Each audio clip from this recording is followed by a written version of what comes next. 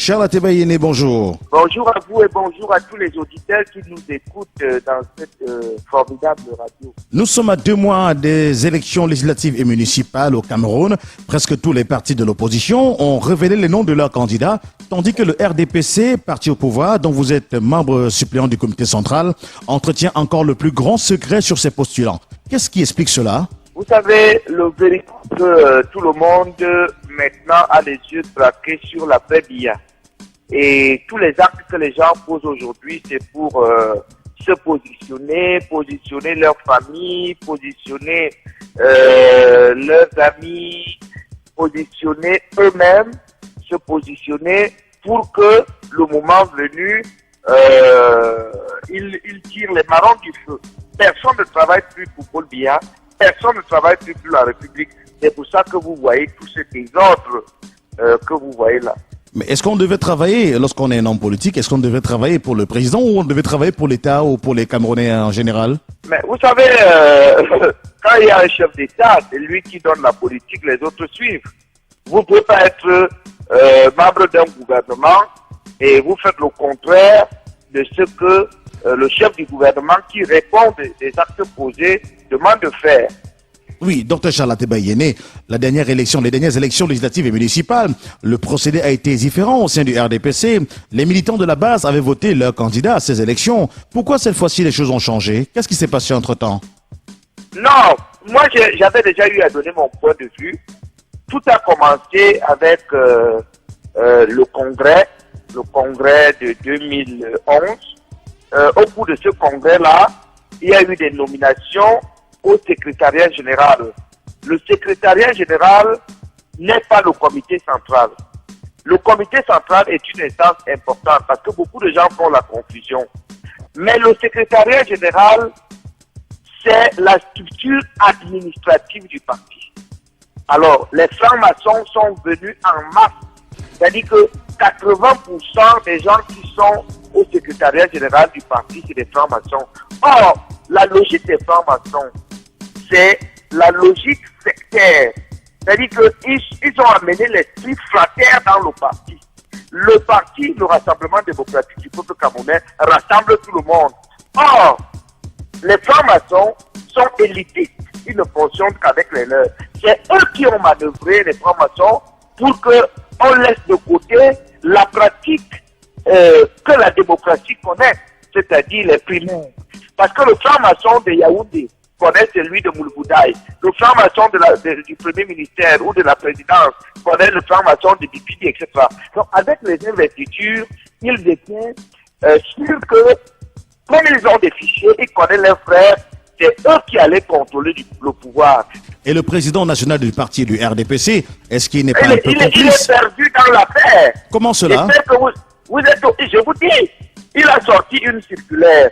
Dans la circulaire, il dit que il faut respecter les critères de militantisme, il dit qu'il faut respecter les équilibres socio-ethniques, il dit qu'il faut respecter les minorités. La circulaire du président Paul Biya est là et elle donne les orientations que les gens devaient respecter.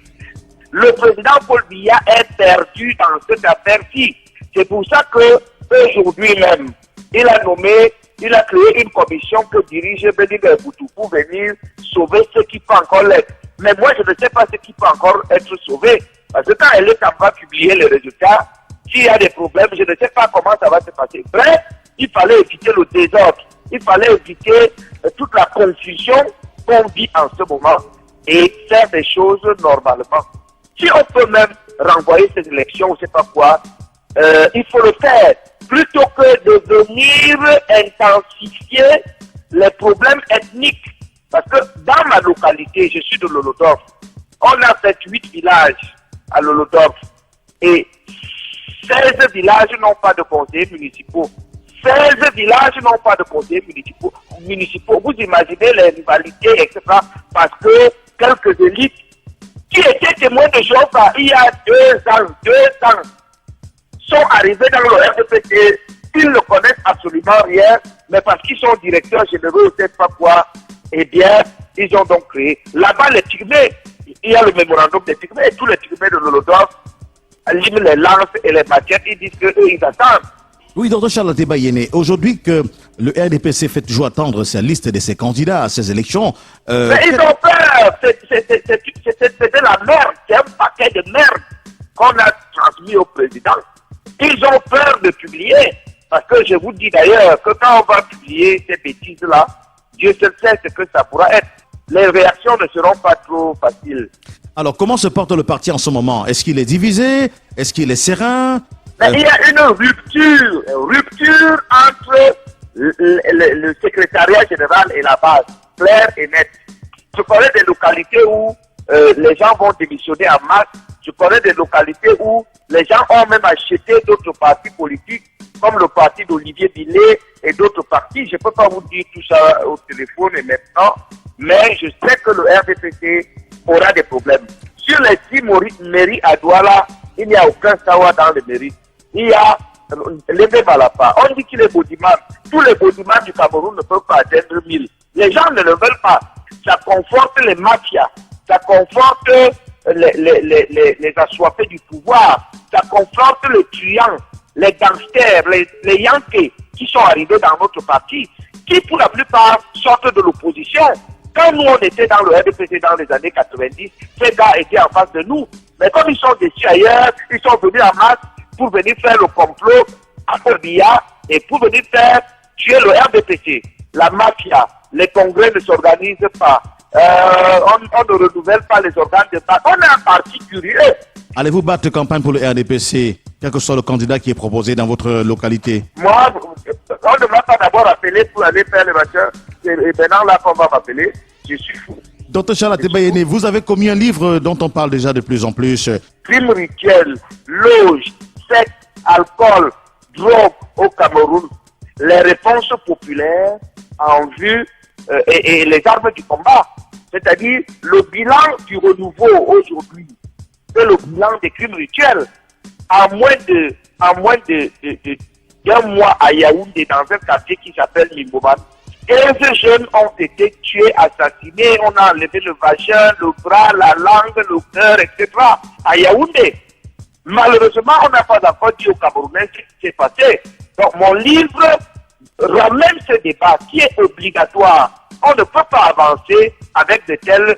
Est-ce que ces crimes sont liés à une forme de gouvernance, Charles Tebayene? Non, c'est une mentalité qui s'installe. La mentalité de la magie, la mentalité de la facilité, la mentalité des loges, la mentalité de l'alcool, la mentalité de la drogue. Tout cela est lié, il faut bien comprendre. Le Cameroun est le premier pays consommateur de vin Bordeaux en Afrique. Le Cameroun est le premier pays consommateur de champagne en Afrique.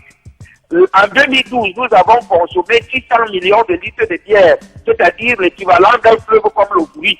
Sachez que Bojiko, on ne dit plus aujourd'hui sous comme un Polonais, on dit sous comme un Camerounais, parce que les Camerounais, on a libéralisé l'alcool. À Yaoundé, il y a des bars des deux côtés de la route sur 10 km. Mais c'est incroyable. C'est incroyable. Il n'y a pas un pays au monde qui peut prétendre devenir émergent avec de telles choses. Vous voyez vous-même le rythme des bars. Vous voyez l'industrie de l'ambiance. On crée une boîte de nuit dans chaque etc. Regardez les églises. Essayez vous-même de compter le nombre des églises à Douala, etc. Tout cela contribue à paupériser le peuple. On ne peut pas devenir émergent avec un peuple de soulards, un peuple de gens qui ont des problèmes au niveau de leur propre spiritualité. C'est ce désordre-là que je dénonce. Et c'est ce désordre-là qui fait qu'au jour d'aujourd'hui, on s'inquiète et on se demande qu'est-ce qui se passe avec notre pays. Qui est responsable de tout ça? Et nous faisons un certain nombre de propositions. Parce que quand Paul Biya ne sera plus au pouvoir demain, on va le juger en fonction de ses crimes. C'est son régime qui va répondre de tous ces problèmes. Donc il est important aujourd'hui que lui fasse tout pour que le peuple soit éclairé sur toutes les pratiques qui sont faites aujourd'hui. On a élu Paul Biya et c'est lui qui répond de tout. Regardez la presse, tout le désordre qui se passe là. C'est Paul Biya. Les pygmées s'adressent à Paul Biya. Les veuves s'adressent à Paul Biya. Les jeunes s'adressent à Paul Biya. Donc, c'est à lui et à lui tout seul de régler les problèmes du Cameroun. Qu'il choisisse les gens avec qui il peut le faire. et qu'il crée, je propose que le président crée un tribunal criminel spécial pour juger les gens qui sont dans les crimes rituels. Parce que si ça continue comme cela, on finit de tuer les gens. On a tué en 1996, on a pris tout son cerveau, on a pu tuer les enfants des païens dernièrement, ça va faire un an. On a tué à gauche et à droite, etc. À chaque fois, on dit une commission d'enquête, mais il n'y a jamais d'enquête. Et ce que je dis également dans cet ouvrage qui est très pédagogique, parce que vous ne pouvez pas vivre un phénomène comme celui des crimes rituels sans qu'à la fin, les gens sachent même ce que c'est qu'un crime rituel. Si vous demandez aux Camerounais qu'est-ce que c'est qu'un crime rituel, ils vous diront rien. Il faut que on sache ce que c'est que les crimes rituels, qu'on sache comment les combattre, qu'on sache comment les éviter. C'est ça qu'il faut faire. Alors, qui est le principal responsable de tout ça, Dr Charles Ateba Yéné? Il faut bien quelqu'un pour répondre de tout cela, non? C'est nous tous, c'est notre société, c'est notre régime. Je rappelle que vous êtes membre suppléant du comité central du RDPC, le Rassemblement démocratique du peuple camerounais. Charles Ateba Yéné, merci.